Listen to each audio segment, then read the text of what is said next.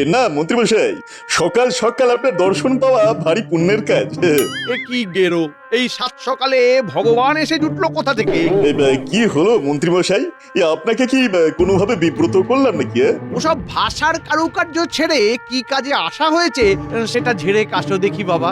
ওই ঝেড়ে ঝুড়েই তো কোনো রকমে চলছিল মন্ত্রীমশাই, কিন্তু আর যা পারা যাচ্ছে না।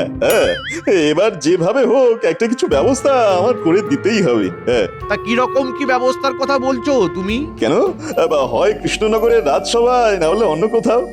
না পারলে আপনি পারবেন মন্ত্রীমশাই, না হলে যে আমি একেবারে অনাথ হয়ে যাব। সে না হয় কিছু একটা করে দিলাম, কিন্তু তারপরে আপনার ব্যাপারটা আমি মাসে মাসে ঠিক পুষিয়ে দেবো। বেশ, তবে দেখি আমিও একটা কিছু ব্যবস্থা করে দেবো। তুমি বরং কাল একবার দেখা করো আমার সঙ্গে। তাই করবো তবে মন্ত্রীমশাই। না, গোপালকে নিয়ে তো আর পারা গেল না। সবাই হাজির, অথচ গোপালেরই কোনো পাত্তা নেই। আসলে গোপাল বুঝে গেছে যে ওকে ছাড়া চলবে না মহারাজ, তাই ইচ্ছে করে দেরি করে। একদিন কড়া শাস্তি দিলেই ঠান্ডা হয়ে যাবে মহারাজ। এমন বিশৃঙ্খলা যে আর বরদাস্ত করা যায় না। আজ আসুক গোপাল একবার, বড্ড বার বেড়েছে দেখছি আজকাল।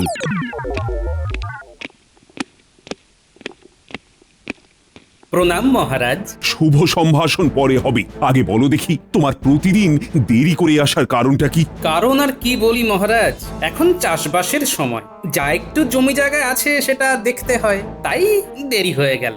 বলো কি গোপাল, তোমাকে নাকি এখন চাষবাস করে খেতে হয়? কি আর করি, যা বেতন পাই তাতে তো আর ভালো করে চলে না। এই যে বলো ভিটেটুকু ছাড়া আর কিছুই নেই তোমার, তাই চাষের জমি কার কাছ থেকে বাগালে শুনি? সবই কপাল মন্ত্রীমশাই। গিন্নি ভাগ্যে পাওয়া শ্বশুর বাড়ির জমি বিক্রি করে কয়েক বিঘে যা করেছি কৃষ্ণনগরে, তাতেই চাষবাস করছি। বেশ বেশ, এ না হয় ভালো করেছো, কিন্তু এখন আর এই সব প্রসঙ্গ তুলে কি লাভ? আমিও তো সেই কথাই বলছি মহারাজ। গোপালের যদি লাভ না হয়, মানে এই বেতনে না পোষায়, তাহলে রাজসভায় আসা ছেড়ে দিক। হ্যাঁ হ্যাঁ, মন দিয়ে তবে না হয় ওই চাষবাসই করুক। আর তাছাড়া গোপালের তো বয়সও হচ্ছে, তাই আজ না হোক কাল ওর বদলে কারোর না কারোর কথা তো ভাবতেই হবে মহারাজ। না না মন্ত্রী, যেমনই হোক আর তেমনই হোক, গোপালকে ছাড়া যাবে না। মহারাজ যতই ধরে থাকুন, আমি কিন্তু বেশ বুঝতে পারছি মন্ত্রীমশাইয়ের ভেতরে ভেতরে নিশ্চয়ই কোনো উদ্দেশ্য আছে। তবে সেটা যে ঠিক কি সেটাই দেখতে হবে। তলায় তলায় মন্ত্রীমশাই অন্য কারোর সাথে যোগাযোগ করছে না তো আবার? দেখা দেখির আর কিছুই নেই, তোমাকে দিয়ে যে আর চলবে না সেটা আমি ভালো মতোই বুঝতে পেরেছি। আমি কি করলাম জাহাপানা? তুমি কিছু করলে তো বেঁচে যেতাম, কিছুই তো করতে পারো না। আমিই তো আপনার মুশকিল আসান জাহাপানা। সে ছিল কোনো এক কালে, এখন তুমি নিজেই সাক্ষাৎ মুশকিল। কোনো একটা বুদ্ধি দিয়ে যে আমায় সাহায্য করবে তার বেলায় নেই। কিন্তু আমি ছাড়া আপনার গতিও নেই। কিছু বললে তুমি উজির? না না না, আমি তো নিজের মনেই বিড়বিড় করছিলাম। আর কিছু বলতেও হবে না, যাকে দিয়ে কাজ হবে আমি তার সঙ্গে যোগাযোগ করছি। তোমার উপরে ভরসা করে ফর্সা হতে আমি আর রাজি নই।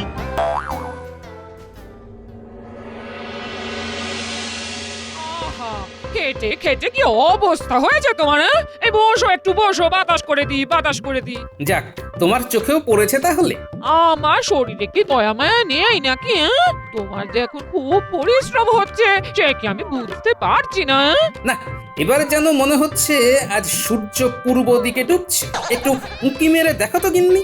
আবার আবার রসিকতা করছো তো? সাধে কি মাথা গরম হয় আমার? গরম আর হওয়ার কি আছে গিন্নি, সে তো গরমই থাকে। তবে আজকাল যেন মনে হচ্ছে খানিক নরম হয়েছে। এ আমাকে তুমি চাই বলো, আমি তো আর অমানুষ নয়। চাষবাস সামলে আবার রাজসভার কাজ, সেখান থেকে ফিরে এসে মাঠে গিয়ে জমিতে জল ধরানো, একা হাতে সব সামলাচ্ছ? হ্যাঁ, তুমি কিচ্ছু ভেবো না দিদা, আমরা দাদুকে চাষের কাজে সাহায্য করব। ছোট হলে কি হবে, আমরা কিন্তু দারুণ কাজের। দরকার পড়লে আমিও হাত লাগাবো দাদু। ব্যাস ব্যাস ব্যাস, এই তো তোমার বাচ্চা বাহিনী এসে গেছে। এবার আর কিসের চিন্তা তোমার? না না, এদের জন্য অন্য কাজ ভাবা আছে আমার। শোন, মন্ত্রী মশাইয়ের উপর নজর রাখতে হবে তোদের। সে আর এমন কি কাজ? মন্ত্রী মশাইকে আমরা একেবারে চোখে চোখে রাখবো। কার কার সঙ্গে মন্ত্রীমশাই দেখা করছেন, কি কথা বলছেন, সব তোমাকে এসে বলবো দাদু। ব্যাস ব্যাস, তাহলেই হবে।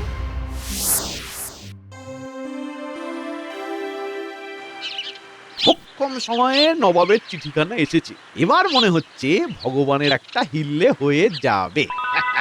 আমি এসে গেছি মন্ত্রীমশাই, এসে গেছি। কি সুসংবাদ শোনাবেন আমায়? সু নাকি কু সেটা তো তুমি বুঝবে, তবে কৃষ্ণনগরের রাজসভায় তোমার স্থান করে দিতে সময় লাগবে। বুঝতে পেরেছি, ওখানে নিশ্চয়ই গোপাল জাঁকিয়ে বসেছে, তাই তো?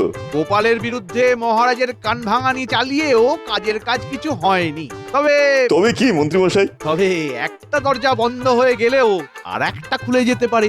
যেতে পারে কি বলছেন? যেতেই হবে। হ্যাঁ, তবে তোমাকে যে মুর্শিদাবাদে যেতে হবে। নবাব আজই চিঠি পাঠিয়েছেন, নবাব গোপালের মতো একজন কাউকে খুঁজছেন, তাই সেখানে গিয়ে নবাবকে খুশি করতে পারলে মোটা বেতনের চাকরি জুটে যাবে। তবে আর কি, ভগবান এই সুযোগটাই কাজে লাগাবে।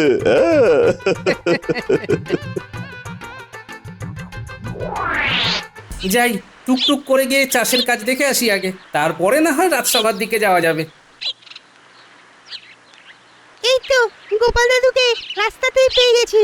দাদু দাঁড়াও দাঁড়াও, তোমার জন্য গরম গরম খবর আছে। মনে হচ্ছে মন্ত্রীমশাইয়ের ব্যাপারে কিছু বলবি। ঠিক ধরেছো, আমরা নিজের চোখে দেখেছি ভগবান দাদা মন্ত্রীমশাইয়ের সঙ্গে দেখা করছে। তাই নাকি? তার মানে এবার এমন কিছু একটা ঘটনা ঘটবে যার জন্য আমাকে সজাগ থাকতে হবে। যাক গোপাল দাদা, তোমাকে হাতের কাছেই পেয়ে গেলাম। সে তো না হয় গেলে, কিন্তু হঠাৎ আমার খোঁজ কেন? আসলে আমরা জানতে চাইছিলাম মুর্শিদাবাদ থেকে সারের গাড়ি কবে ঢুকবে। ভাবনাটা যে একেবারে আমারও হচ্ছে না তা নয়, এবারে সার পাঠাতে নবাব দেরি করছে কেন কে জানে। আসছে না, আসছে না, কিছুতেই মাথায় আসছে না। না না, আমি কিছু ভেবে উঠতে পারছি না। আপনি অতটা অধৈর্য হবেন না জাহাপানা, আপনি একা নন, আমিও তো ভাবছি আপনার সঙ্গে। তাতে হচ্ছেটা কি? ভেবে ভেবে কোনো একটা উপায় বের করতে পেরেছো এতক্ষণে? আগে যাবো না, আমি ভগবান, কৃষ্ণনগরের মন্ত্রীমশাই আমাকে আপনার কাছে পাঠিয়েছেন। আচ্ছা, তবে তুমি? হ্যাঁ যাবো না, আমি আপনার পরামর্শদাতার কাজ করতে পারবো। যাও যাও, আমি থাকতে হুজুরের কাউকে দরকার নেই, পালাও এখান থেকে। না না না না না, এসে যখন পড়েছো তখন সহজে তোমায় আমি ছাড়ছি না। আসলে হয়েছে কি, আমি এখন একটা জটিল সমস্যায় ডুবে আছি। যেখানে সমস্যা সেখানেই তো আমাকে দরকার জাহাপনা। আসলে হয়েছে কি, পুরনো আলু বীজ গুদাম ভর্তি হয়ে পড়ে আছে। আগের বার চাষিরা বর্ধমান থেকে আলুর বীজ নিয়েছিল, এদিকে এখন কৃষ্ণনগরের চাষিরা সার নেবে বলে তাগাদা করছে, কিন্তু সার দিয়ে দিলে আলু বীজের কি হবে? তাই আপনি এমন কিছু করতে চাইছেন যাতে আপনার সার বিক্রি হয়, তার সাথে এই বর্ধমানের আলু বীজ বিক্রির রাস্তাটা বন্ধ করা যায়। একদম তাই, একদম তাই। খুব সহজ ব্যাপার। হুজুর, আপনি বরং এখন সপ্তাহ দুয়েক এক বস্তা সারের সঙ্গে 2 বস্তা আলুর বীজ বিনামূল্যে দিয়ে দিন। আহা, কি একেবারে বুদ্ধি, নবাবকে তুমি পথে বসাবে। সে না হয় দিলাম, তারপর কি হবে? দেখবেন আপনি যেমন চাইছেন তেমনই হবে। তবে তার আগে এই বিনামূল্যে আলু বীজ দেওয়ার প্রচারটা যাতে কৃষ্ণনগরে ভালো করে হয়, তার একটা ব্যবস্থা মন্ত্রীমশাইকে ধরে করে ফেলতে হবে।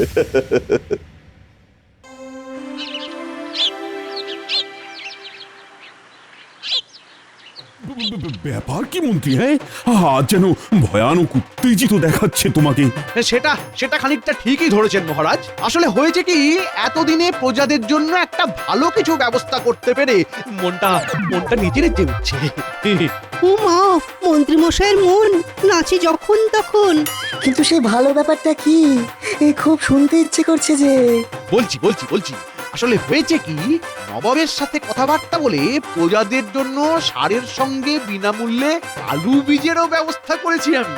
ব্যাপারটা অনেকটা ঘোড়া ডিঙিয়ে ঘাস খাওয়ার মতো হলো না। শোনো, মন্ত্রী হিসাবে আমারও কিছু ক্ষমতা আছে, আর সেটার ব্যবহার করেই আমি মহারাজকে চমকটা দিলাম। সত্যি সত্যি আমি চমকে গেলাম বটে মন্ত্রী। এটা তো খুবই ভালো খবর। কিন্তু এত ভালো ভালো নয় যে মহারাজ। ব্যাস অমনি গোপাল কুটুম কাটুম শুরু করে দিল। এ তোমার কেমন কথা গোপাল? মন্ত্রী ভালো কাজ করলে তার প্রশংসা তো করতেই হবে। না না মন্ত্রী, তুমি এখনই খবরটা প্রজাদের কানে পৌঁছে দেওয়ার ব্যবস্থা করো। শোনো শোনো শোনো, প্রজাদের জন্য খুশির খবর। আগামীকাল থেকেই মুর্শিদাবাদ থেকে আসা কৃষি সার ন্যায্য মূল্য দিয়ে প্রজারা ক্রয় করতে পারবে, আর তার সাথেই বিনামূল্যে আলু বীজও সংগ্রহ করতে পারবে। এই সুযোগ বারবার আসে না, তাই হাতছাড়া করবেন না। এই সুযোগ শুধু 15 দিনের জন্য। শোনো শোনো শোনো। ওহ, এ তো দারুণ খবর। সারের সঙ্গে আলু বীজ একেবারে বিনামূল্যে। বাবা বাবা, নবাব তো তাহলে আচ্ছা ছাড়ের বন্দোবস্ত করেছেন। না, একটু দেরি হলো বটে, তবে খুব ভালো হলো। চলো আজ থেকে গিয়ে কৃষি ভান্ডারে ভিড় জমাই। যত যাই করো, তবে একটা কথা মাথায় রেখো, বিনামূল্যে কোনো কিছুই ভালো নয় কিন্তু। তার মানে তুমি কি বলতে চাইছো গোপাল দাদা? মানে আর কি, আমার মন বলছে শুধু সারের নয়, এই বীজের মূল্য তোমাদের চোকাতে হবে। হ্যাঁ, সে কি, এ আবার কেমন কথা? এটা তুমি ঠিক বলছো না গোপাল দাদা। কথা যেমনই হোক, পরে যাতে ব্যথা না পাও তাই সাবধান করে দিলাম। সবাই এই সুযোগ নিলেও আমি কিন্তু নেব না। না না, আমরা কিন্তু এই সুযোগ ছাড়তে পারবো না। না, ছাড়তে না চাইলে ছেড়ো না, তবে এটাও শুনে রাখো, আমার সাবধান করার কাজ আমি করেছি, বাকিটা তোমরা যথাসময়ে টের পাবে। ঢের লোক দেখেছি, তবু তোমার মতো দেখিনি। বাবা বিনা পয়সায় আলুর বীজ দিচ্ছে আর তুমি নেবে না? ওই বিনে পয়সায় দিচ্ছে বলেই তো নেব না। এটা তোমার কেমন গোয়ার তুমি? নিলে অসুবিধাটা কোথায়? নিলে সুবিধাও যে খুব একটা হবে না গিন্নি, এত কাঁচা কাজ নবাব অন্তত করবে না। আর তাই তুমি এখানে ঠুকে বসে থাকবে, নড়বে না? তুমি এখনো বসে আছো দাদু? ওদিকে তো বীজ আর সার নিতে সবাই সেই ভোর থেকে দাঁড়িয়ে পড়েছে। মনে হচ্ছে ভালোই কুতকুতি আর ধাক্কা ধাক্কি হবে। আমার মনে হচ্ছে ওই জন্যেই দাদু ওখানে যাচ্ছে না। কি গো, শুনলে তো এবার? সবাই চলে যাচ্ছে, সবাই চলে গেছে। তাহলে কি সবাই বোকা আর তুমি একা চালাক? সেটাই তো ভাবছি, চালাকিটা তাহলে করছে কে? মন্ত্রীমশাইয়ের সঙ্গে ভগবানকে দেখা গেল, তারপর মন্ত্রীমশাই নবাবের সাথে রফা করার কথা বলল। না না না, এর মাঝে নিশ্চয়ই ভগবান কোনো একটা কলকাঠি নাড়ছে। কি হলো দাদু, কোনো গোলমাল হচ্ছে? গোলমাল তো আছেই রে, অবশ্যই আছে। তোরা কিন্তু মন্ত্রীমশাইয়ের উপর নজরদারি চালিয়ে যা, বুঝলি? ওদিকে খবর কি উজির? তোমার হিসেব কি বলছে? মজুত করা আলু বীজ বেশ অনেকটাই হালকা হয়ে গেছে জাহাপানা, তবে বীজ বাবদ একখানা করিও আমদানি হয়নি। এবার হবে যাবো না। সে তো তুমি সেই কবে থেকেই বলে যাচ্ছ, কিন্তু হচ্ছে আর কই? এক বস্তা করে সারে কি আর চাষ হবে যাবো না? তার মানে সার আরো কিনতে হবে, আর এবার শুধু সার কিনতে হবে, আলুর বীজ আর পাবে না। তাতে আর ওদেরই বা কি হবে, আর নবাবেরই বা কি হবে? হবে হবে, এবারে যে সারের দাম দ্বিগুণ করে দিতে হবে। বলতে হবে সারের দাম হঠাৎ বেড়ে গেছে, আমদানি নেই, আসলে বীজের দামটা এবারে সারের উপরে চাপিয়ে দিতে হবে। আর এখন সার চাষিদের কিনতেই হবে, আর নতুন করে কোথাও থেকে বীজও কিনতে পারবে না, কারণ বীজ নেওয়া হয়ে গেছে। অল্প যা লাগবে সেটা আমার কাছ থেকেই নিতে হবে, না হলে দু রকম বীজ হয়ে যাবে। তোফা তোফা বুদ্ধি তোমার ভগবান, তোফা। তাহলে বীজের দামও উঠে আছে কিনা বলুন যাবো না? না না না না না, আমার কিছুই বলার নেই। আমার এখন একটাই কাম, আর সেটা হলো তোমাকে ইনাম দেওয়া। সবাই সমান, সবাই সমান, সব কটা সমান। কাজের বেলায় কাজী, আর কাজ ফুরালেই পাজি। তখন থেকে নিজের মনে কি বিড়বিড় করছো বলো তো? তোমার কি পেট গরম হলো নাকি, নাকি মাথা? বুঝবে না, বুঝবে না গিন্নি, তুমি বুঝবে না। আমার যে কি হচ্ছে তুমি বুঝতে পারবে না। না বোঝালে বুঝবো কেমন করে? তুমি কি আমাকে বলেছো কিছু? বললেই যেন তুমি সব বুঝবে। হ্যাঁ, ওই ভগবানটা নবাবের কাছে সেদিয়ে গিয়ে আমার পাওনা গন্ডা ভুলে গেল। এবার মাসে মাসে আমি যে নগদ পাবো ভেবেছিলাম, তার কি হবে? হ্যাঁ, তার কি হবে? আমার কিন্তু কথার দাম আছে মন্ত্রীমশাই। হ্যাঁ, এই যে যেমন পেয়েছি তার থেকেই দিচ্ছি, পরে আবার দেব।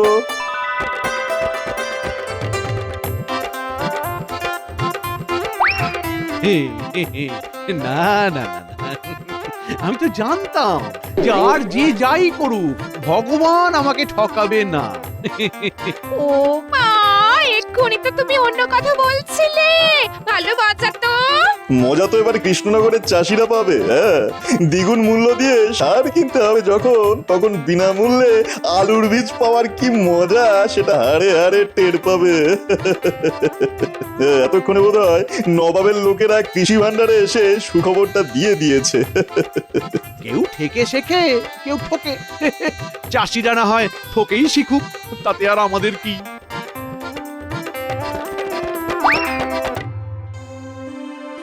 চললাম গিন্নি, চাষের জমিখানা কেমন তৈরি হয়েছে দেখতে চললাম। দেখে আর কি হবে? বীজ তো নেই যে চাষ করবে, আর সারও নেই জমিতে ছড়াবে। হ্যাঁ? চিন্তা করো না গিন্নি, যোগাযোগ থাকলে সবই জোগাড় হয়ে যাবে। কিন্তু এখন আমাদের কি হবে গোপাল দাদা? আরে আরে, সবাই যে একেবারে দল বেঁধে চলে এসেছো, ব্যাপারটা কি? হ্যাঁ, তুমি যা বলেছিলে তা একেবারে অক্ষরে অক্ষরে মিলে গেছে। সারের দাম দ্বিগুণ হয়ে গেছে। এটা তো পয়সা দিয়ে আলু বীজ কেনার সমানই হলো। তুমি একটা কিছু করো গোপাল দাদা। এবার কেন? বেশ তো ঘি খেয়েছো, এবার ঢেকুর তোলো। হ্যাঁ। তোরাও এসে গেছিস? আয় আয় আয়, তা ওদিকের খবর কি? আচ্ছা, তাহলে ব্যাপারটা তলায় তলায় এইভাবে চলছে। কিন্তু আমাদের কি করে চলবে গোপাল দাদা? আমাদের কথা কি তুমি একটুও ভাববে না? ভাববো না বললেও তো আর হাত গুটিয়ে বসে থাকতে পারবো না। শোনো, তোমাদেরও হাত চালাতে হবে।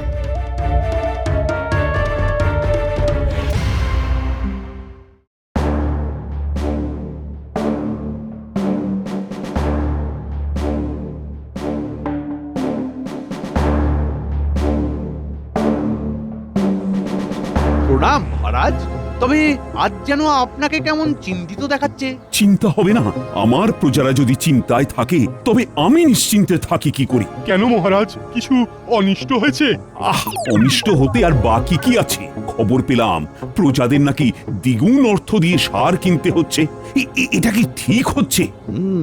খবরটা তাহলে মহারাজের কানে পৌঁছে গেছে। আপনি চিন্তা করছেন কেন মহারাজ? ঠিক যদি নাও হয় তবে মন্ত্রীমশাই ঠিক করে দেবেন। হ্যাঁ, সেটা আবার কিভাবে? কেন মহারাজ? বিনামূল্যে বীজ দেওয়ার ব্যাপারটা যদি মন্ত্রীমশাই নবাবকে বুঝিয়ে ব্যবস্থা করতে পারেন, তাহলে সারের দাম দ্বিগুণ করাও নিশ্চয়ই মন্ত্রীর সঙ্গে কথাবার্তা বলেই নবাব ঠিক করেছেন। উনিই তাহলে মূল্য কমানোর কথা নবাবকে বলতে পারেন। এই মরেছে, এ কি সবাই মিলে তো আমাকে আচ্ছা বেকায়দায় ফেললো দেখছি। না না মন্ত্রী, তুমি এর দায় এড়াতে পারো না। তবে গোপাল, মন্ত্রীর ব্যবস্থা না হয় পরে করছি আমি, কিন্তু এখন প্রজাদের মুখে হাসি ফিরবে কি করে সেটা তো বলো। মহারাজ, এখন প্রজাদের মুখে হাসি ফেরাতে পারে কেবল গোবর। হ্যাঁ, গোবর? ও মা, গোবরের কি বিশ্রী গন্ধ! আমি এখন থেকে করি তাহলে আমার নাক বন্ধ। বিশ্বাস না হলে আপনি নিজের চোখেই দেখবেন, চলুন মহারাজ।